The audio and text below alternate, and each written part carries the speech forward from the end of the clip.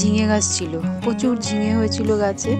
আর এখন তো ঝিঙের সিজন না, ওই জন্য গাছে ঝিঙে হচ্ছিল না, গাছটাও কেমন মরা মরা হয়ে গেছিলো। তাই শুধু শুধু গাছটা রেখেই বা লাভ কি।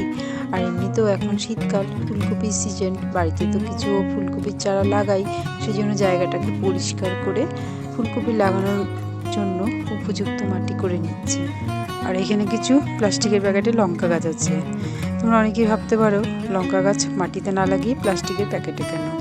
আসলে আমাদের বাড়িতে না একটু বেশি বৃষ্টি হলে জল দাঁড়িয়ে যায়, আর লঙ্কা গাছ তো খুব শুকি গাছ, গাছের গোড়ায় জল জমলে লঙ্কা গাছ মরে যায়। তো সেই জন্যই এই ব্যবস্থা। আর এইরকম প্যাকেটের মধ্যে উঁচু করে গাছ লাগালে আগাছাও কিন্তু গাছের গোড়ায় খুব কম হয়। ফুলকপির চারাগুলো কাল রাতেই লাগিয়েছে, যার কাছ থেকে চারাগুলো এনেছে সে বলেছে সবসময় চারা গাছ রাতেই লাগাবেন, তাহলে শিশির পরে গাছগুলো দাঁড়িয়ে যাবে সব, আর গাছও খুব ভালো হয়। তো সত্যি সত্যি সকালে উঠে দেখি প্রত্যেকটা গাছই বেশ সুন্দর দাঁড়িয়ে গেছে। এখন ঝিমের চারাগুলোকে মাটিতে লাগাচ্ছে। এই চারাগুলো বীজের থেকেই করেছে টবের মধ্যে।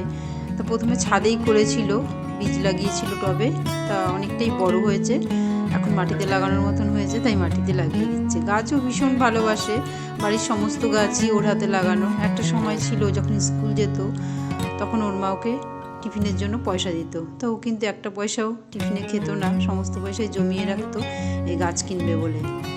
কখনো রথের মেলা থেকে, কখনো বা নার্সারি থেকে অনেক ধরনের গাছই নিয়ে আসতো। জলপাই, চালতা, জামরুল, কামরাঙা, তেজপাতা, দারচিনি, আরও অনেক ধরনের এরকম গাছ বাড়িতে এনে লাগাতো। ও চাইতো সবসময় বাড়িতে সব রকম গাছ থাকবে, কিন্তু সেই সমস্ত গাছগুলো এখন আর নেই, কেননা ওই গাছগুলো যে জায়গাতে ছিল সেই জায়গাটা বিক্রি হয়ে গেছে। এখন এই বাড়ির সামনেটা আম গাছ, কাঁঠাল গাছ, নারকেল গাছ মোটামুটি আছে টুকটাক। তা আর নতুন করে গাছ লাগাচ্ছে না, কেননা বেশি গাছ হয়ে গেলে বাড়ি অন্ধকার হয়ে যাবে।